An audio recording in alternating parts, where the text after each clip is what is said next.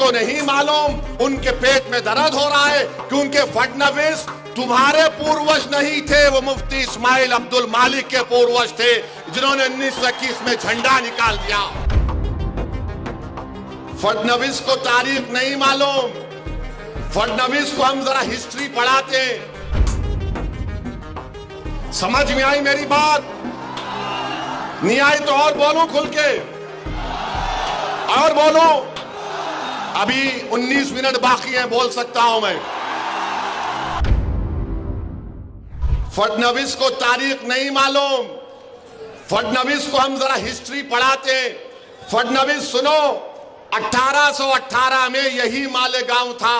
मालेगांव के किले में मराठा और अंग्रेजों की जंग हुई। उस मराठाओं की फौज में मालेगांव के गय्यूर मुसलमान थे, जिन्होंने अंग्रेजों से खूब मुकाबला किया। 30 मुसलमान शहीद हुए मराठाओं की फौज में, और अंग्रेजों ने 36 बंदूक, तोप, 800 गोला बारूद और 35,500 गन पाउडर इस्तेमाल किया 1818 में। फिर 1921 में फडणवीस सुनो, 1921 में नॉन कोऑपरेशन मूवमेंट हुआ, तो मालेगांव के सरफिरे लोगों ने 47 में आजादी मिली। मालेगांव के लोगों ने कहा, 1921 में कहा कि अभी हम अंग्रेजों का परचम किले से निकालते, अंग्रेजों के परचम को निकालकर फेंक दिया।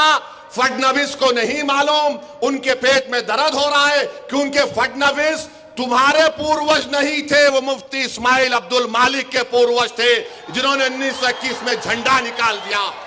तुम्हारे साथ तो वो शख्स बैठा हुआ है, तुम्हारे साथ फडणवीस वो शख्स बैठा हुआ है, तुम उसको मदद कर रहे हो, तुम उसको पनाह दे रहे हो, जो मालेगांव के जनता के घरों में, दीवारों में, दिलों में तोड़ना चाहता है, घर घर को बांटना चाहता है।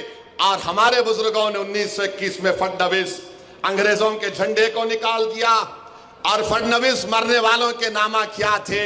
सुलेमान शाह, इस्राइल अल्लाह रखा, शाबान भिकारी, बुद्धू फरीदास, अब्दुल गफूर, अब्दुल्ला खलीफा और मोहम्मद हुसैन को अंग्रेजों ने जेल में टार्चर करके मार दिया।